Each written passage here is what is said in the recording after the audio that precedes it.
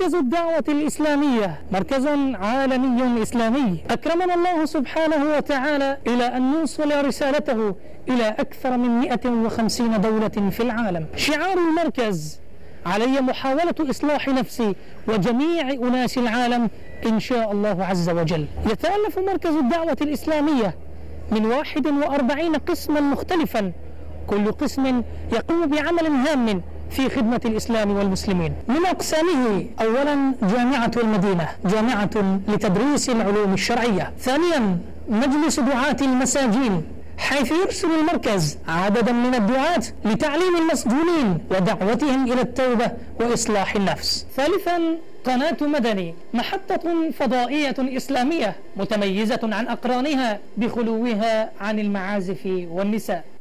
رابعا مجلس دار الإفتاء، مركز علمي شرعي يستقبل الناس للرد على أسئلتهم وفتاواهم. خامسا مجلس خدام المساجد، يسعى إلى إعمار بيوت الله سبحانه وتعالى في الأماكن القليلة المساجد، خاصة في القرى النائية والبعيدة. ساهموا معنا في نشر الدعوة إلى الله وإعمار بيوت الله سبحانه وتعالى، ولا تنسوا الأجر العظيم الذي ستجنوه من الله سبحانه وتعالى. لاستقبال أموال زكاتكم يرجى تحويلها على رقم الحساب التالي: Bank name First National Bank, account title Dawat Islami International, account number 621713231109, branch Fordsburg, Johannesburg, South Africa, branch code 252505,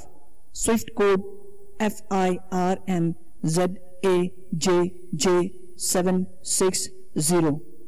وأما الصدقات فيرجى تحويلها على رقم الحساب: Bank name First National Bank, account title Dawat Islami International, account number 621713281191, branch Fordsburg, Johannesburg, South Africa, branch code 252505, Swift code FIRNZAJJ760.